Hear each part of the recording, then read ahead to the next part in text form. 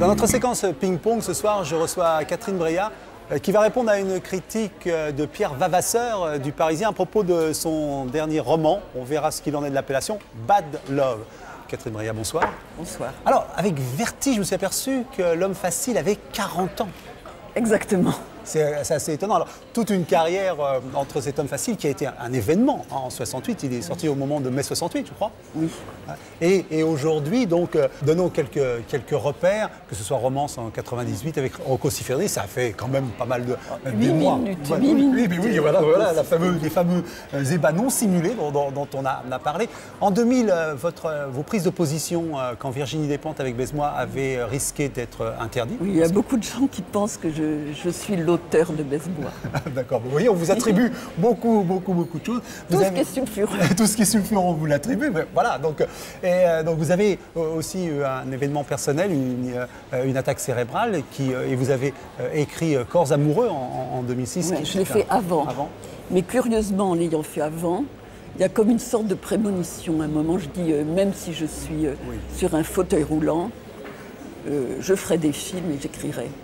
Alors, aujourd'hui, on se rencontre pour Bad Love. Alors, c'est un roman. Je sais que vous n'aimez pas trop le terme, mais disons un peu ce que l'on va trouver à l'intérieur. Comme on dit souvent, c'est la rencontre improbable de deux êtres qui n'auraient pas dû se rencontrer, qui vont vivre une passion. Ça, c'est pas vrai. Oui, mais je vais vous dire ce que l'on dit. Ils ne se rencontrent pas, ils se télescopent. Ils se télescopent. C'est qu'en se rencontrant, même soi-même, on ne se connaît pas. Moi, je suis très dans le connais-toi toi-même. Et finalement, en se rencontrant, ils ne connaissent pas l'autre qui demeure toujours un mystère, mais ils éclaircissent leur propre mystère à eux. D'accord, il y a un effet miroir, quoi, un effet de... D'accord. Bien, écoutez, on va maintenant voir ce que Pierre Vavasseur a pensé de vos textes, et comme vous connaissez le protocole. Pensez ou dit, voilà, on va essayer de ne pas faire la distinction. Et en tout cas, lançons le sujet avec la critique de Pierre Vavasseur. Bonsoir Catherine, je m'appelle donc Pierre. Je vous arrête tout de suite, parce que dans la tête de votre article, vous me nommez Breillat, Breillat pas brillante. Alors Breillat pas brillante, c'est un jeu de mots avec mon patronyme, un jeu de mots douteux, qui je trouve vous décrédibilise d'emblée. Alors c'était dans Le Parisien, il faut signaler que Pierre Vavasseur est dans Le Parisien. Le Parisien, c'est pas le nom. Avançons. Pierre Vavasseur, je suis votre travail, mine de rien, depuis très longtemps. Je trouve que vous êtes quelqu'un de tout à fait calqué sur l'époque. Voire décalqué, c'est-à-dire... Bon, il le suit, mon travail, depuis très longtemps, mais je crois pas, parce que c'est mine de rien. Ça, vous avez remarqué cette formule, oui? Oui, mine de rien, ça veut dire quoi? Qu'il suit ce qu'on dit de mon travail. Et il le suit même à la lettre. Bon, on écoute Pierre Vavasseur pour la suite de sa chronique. Vous avez sans doute le talent de jouer avec cette époque et de pousser le curseur très loin. Quitte.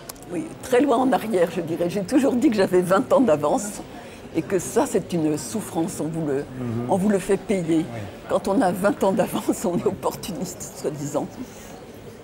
Bon, alors je le relaisse parler. On va faire des choses qui sont vraiment pas terribles. Je trouve ce livre, du haut de ma grandeur, si je puis dire, un peu ridicule. Et alors ça m'embête de dire ça, mais j'ai eu beaucoup de mal à le lire jusqu'au bout. Parce que je l'ai abandonné plusieurs fois. Pourquoi je l'ai abandonné? Alors s'il l'a abandonné plusieurs fois, d'abord, s'il connaissait mon travail, il saurait que c'est toujours comme un fil tendu. Et un fil tendu, si vous le coupez plusieurs fois, vous voyez bien que ça tombe par terre. Par contre, le livre est très très court. Oui, il est court, il peut se lire dans la continuité. Je ne sais pas comment il ne peut pas le lire dans la continuité. Parce que j'aime le style. Et la première question que je me suis posée, c'est mais pourquoi Léo Cher a laissé faire? Pourquoi il vous... Léo Cher, pourquoi s'intéresser à ce que mon éditeur, c'est la deuxième fois qu'on me... Mais qu'il demande directement à mon éditeur, il se trouve que je lui ai donné le livre qu'une heure après, une demi-heure après, lui, parce qu'il sait lire plus vite, il me téléphonait en me disant « je veux absolument le publier ». D'ailleurs, il s'est publié en 15 jours.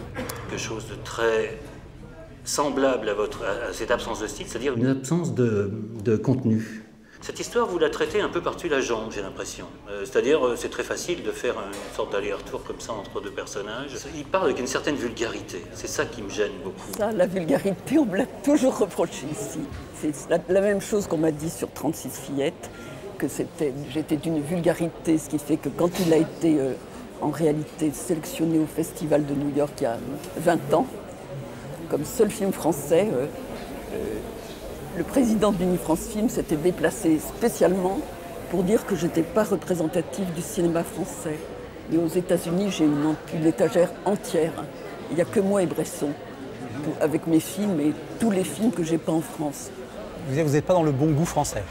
Non, mais Soutine est vulgaire, il met les doigts dans la chair, et moi, je l'aimais Soutine quand j'étais toute petite. Et Bacon, je suppose, alors? Oui, et Bacon. Je préfère être Bacon que Marie Laurencin.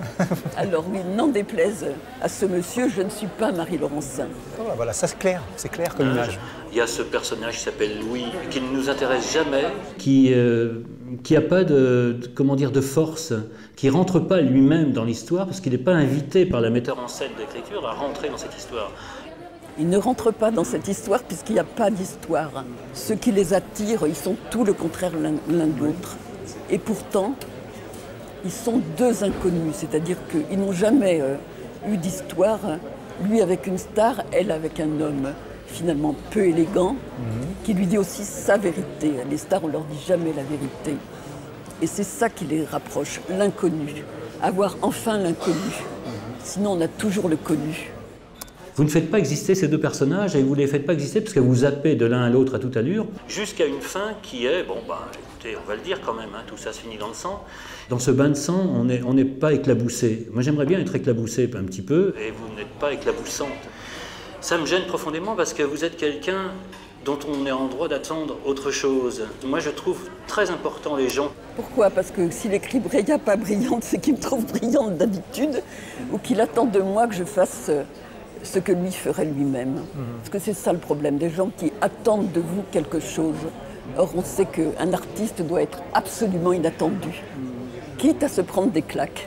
Alors cette fin, c'est pas un bain de sang, c'est l'espèce de montée quasi inéluctable de cette histoire vers le drame final. C'est pas un bain de sang, c'est une mutilation, je dirais, où la victime est la plus forte dans le rôle de la victime, parce que Viviane Parker, c'est une star, mais elle a peur, elle a une pulsion suicidaire extrêmement forte, une pulsion masochiste aussi forte, même si en même temps elle est hautaine et qu'elle écrase les autres.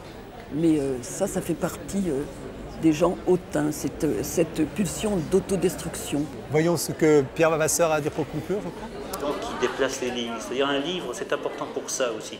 Et vous êtes une créatrice. Vous êtes quelqu'un qui veut faire bouger les choses. Vous ne pouvez pas vous moquer de ça.